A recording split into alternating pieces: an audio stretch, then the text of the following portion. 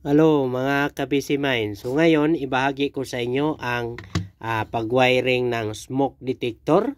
Sa ganitong klase ng smoke detector, may dalawang function yan. Addressable at saka conventional. So pareho lang yung device, pero makikita natin diyan sa likod.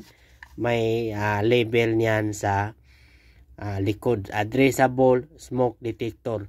So, ang smoke detector na ito ay ang pag-address nito, gagamit ka ng isang machine para pag-address. So, bibilangin ang address niya sa addressing machine. So, dalawang klase ito, addressable at saka conventional. Pareho lang yung base niya. So, ang magkaiba lang dyan ay yung wiring connection.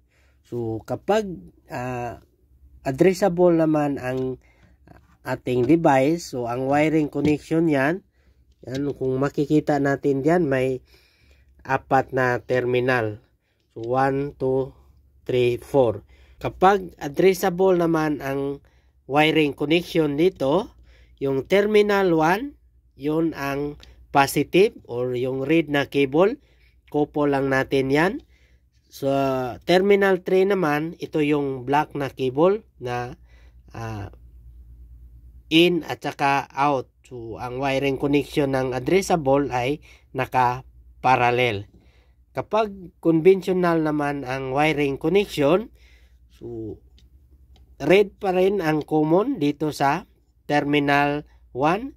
Yung black naman ay in na cable na black, dito i-terminate sa 3. Yung out na cable ay dito sa terminal 4. Yun ang wiring connection kapag conventional. So, hiniwalay lang yung black na cable para may in at saka out sa conventional na pagwawiring. Pero pareho lang yan na base ang ginagamit. So, ang detector naman, pareho lang itsura diyan, pero may nakalabel dito na kapag conventional, ang makikita natin dito, conventional smoke detector.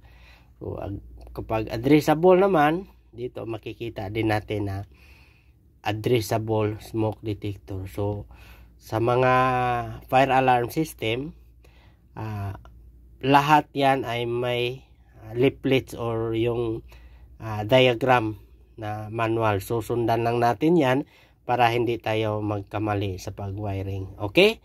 Kung may idea din kayo sa mga fire alarm system, paki-share naman sa comment section. Okay? Bye-bye mga ka-busy mind.